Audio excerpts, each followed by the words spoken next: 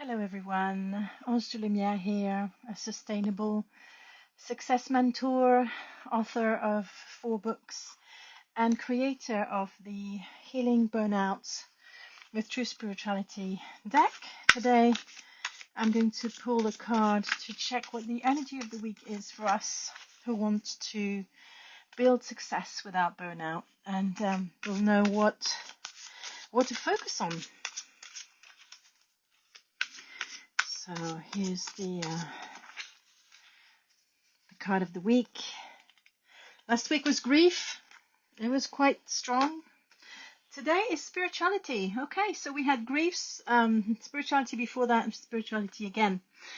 Using spiritual tools to build success in an easier way is incredibly powerful. I am actually going to record a podcast episode this week called Not Enough Time. When you don't have enough time, you can actually use spiritual tools to speed up time, in the sense of to be able to do more in a short period of time, or to squeeze, or either to stretch time. It depends which way you look at it, and it actually works. The method I use is called the Akashic Records. I'm going to explain to you a little bit what it is, because it's the main modality that I use in my client work. So let's go back. Akashic Records are considered to be the book of life of a person's soul. So it would be like, if you think of it, your autobiography, but throughout all your lives, not just this life, but the lives you've had before, and maybe the lives that you've already planned ahead of you. Because your soul is eternal and it survives death. So it has a continuity, it has a story, it has some commonality. But then for each life, hello, I can see someone watching. You have defined certain criteria for this lifetime, where you choose your personality, you choose where you're born, you choose your parents, you choose your culture, you choose your language, you choose your race, you choose your gender or gender identity if you don't fall into the binary. And all that is a bit like a recipe for you to experience life in a certain way, and for you to grow, I suppose, because we have had our lives where we were rich, and maybe then we have lives where we're not as rich, or we might have had lives where we were powerful, and then maybe lives when we weren't so powerful. And this is all important for us to give our souls as broad an experience as possible.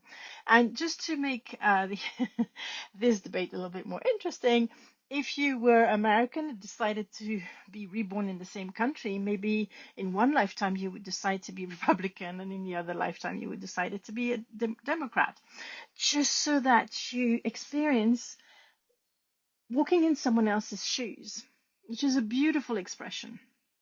So if we look at it this way, we have within us, within our past, present, and future, every single experience on earth. And that's why very often spiritual people say we are one. Now, why is that important in business or in leadership when we bring spirituality to everything that we do?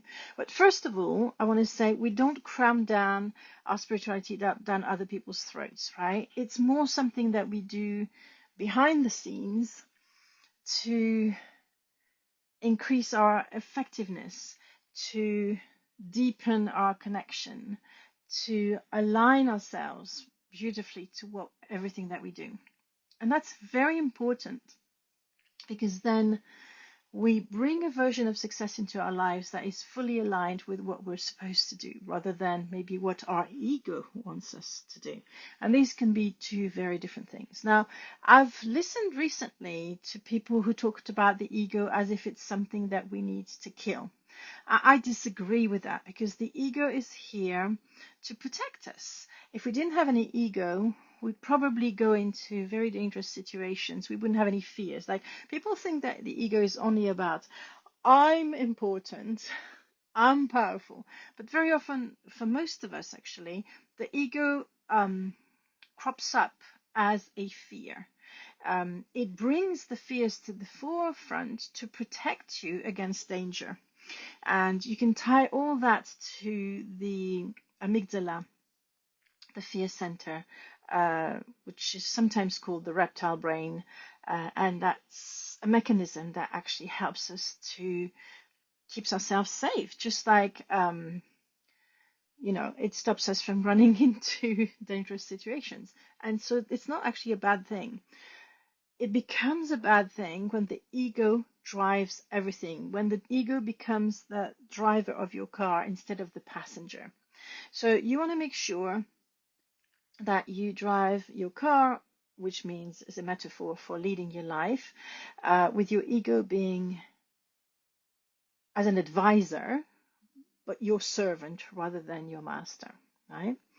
Now, this is very important because when we lead without ego, and it's actually not possible to have no ego, right? People who say to me, I don't have an ego, I consider themselves almost more dangerous than the people who know that they have one, because given the right circumstances, our ego will come out and try to act out. That is absolutely normal. There's no shame in having an ego.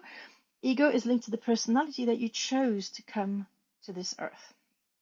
So when you understand all this, you're able to be a different kind of leader. You're able to be a leader that wants what's for the highest good of all people, and understanding that this aligns with your highest good as well. That there's no win and lose. There's always a win-win. That there is room for everyone, that actually competition is healthy, that all sorts of things that are very important to prepare us for success, but in a different game that is played at the moment. And you could say in a way that there is an option at the moment. There's a door that's been opening energetically in the spirit world for people to walk through, where they will leave the small behaviors, the negative behaviors, the petty behaviors, and that includes greed, not caring about other people, all sorts of things.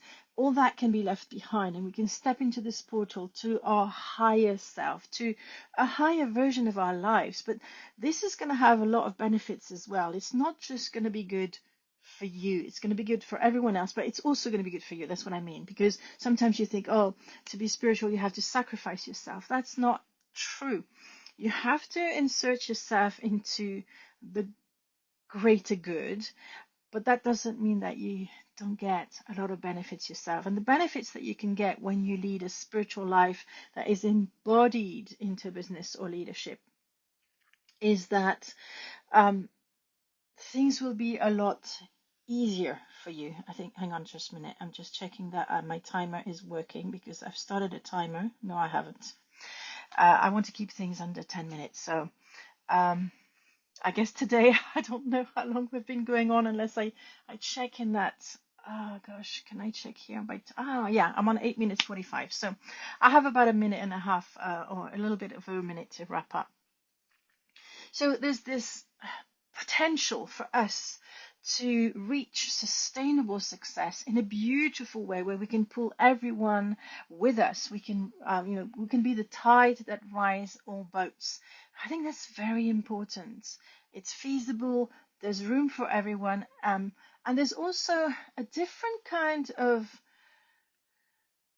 formula for success, where we don't care so much about what people look the way that people look at us, and we focus more what's important, what our values are, so that actually everybody has a different version of success. And I can say that I've had kind of sort of 3 phases in my life with completely different version of success. I had the first chunk, let's call it phase 1, where I was a mergers and acquisition lawyer, and for me success was having an incredible career, which I had. I traveled the world, I had the best time ever, my job nourished me and challenged me and was interesting and exciting.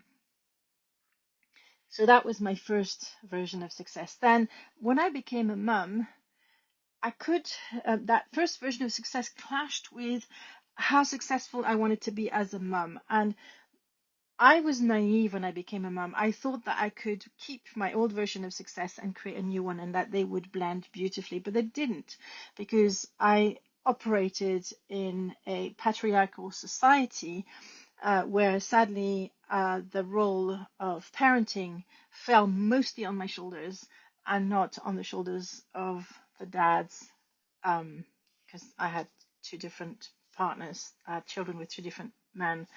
Um, and so I had to create a different version of success. And that version of success, I had to prioritize me showing up as the best possible mum that I could be for my children. And they had particular needs as autistic children that required me to actually step down as a lawyer and reinvent my life. And for the longest of time, because I continued to see my life with the first filter of success, I thought I was a failure. But actually, now that I know that we can completely cater our version of success to our values and our spiritual blueprint, really, the second phase of my life was very successful as well. As a mum of four autistic children, I'm incredibly successful. And now I'm moving into the third version of success, which is slightly different from the previous one, but all that is all driven by spirituality, if that makes any sense. So if you found that interesting and you want to know more about how to bring more spirituality into your life, there's several ways that you can do this. First, you can sign up for my newsletter, and there's going to be a link either in the description box above or below this video, depending on where you watch it. The second thing is I'm running a free webinar on the 27th of May. This is 2026, in case you find this video in the future. Which is going to be to teach you how to use the Tower for decision making, which is bringing a spiritual tool into a very grounded experience of making decisions in business, leadership, or anywhere in your life, really. And then the third way is to listen to my podcast, which is called Spirituality for Lawyers. And all the links are going to be below, right? Obviously, the fourth way is to work with me. I'm a sustainable success mentor. And one of the very first things that we do is to peel off all the layers of the success. Very often, we live a version of success that our parents wanted for us. And sometimes our parents live vicariously through us because they couldn't reach a level of success that they wanted. So they expect their children to reach that level for them so that they can feel satisfied and successful. And even though I understand where they come from, this is the wrong way to go about it. So anyway, this is this is my business now. I'd love to work with you if this has resonated with you. And I look forward to speaking to you again next week. Bye for now.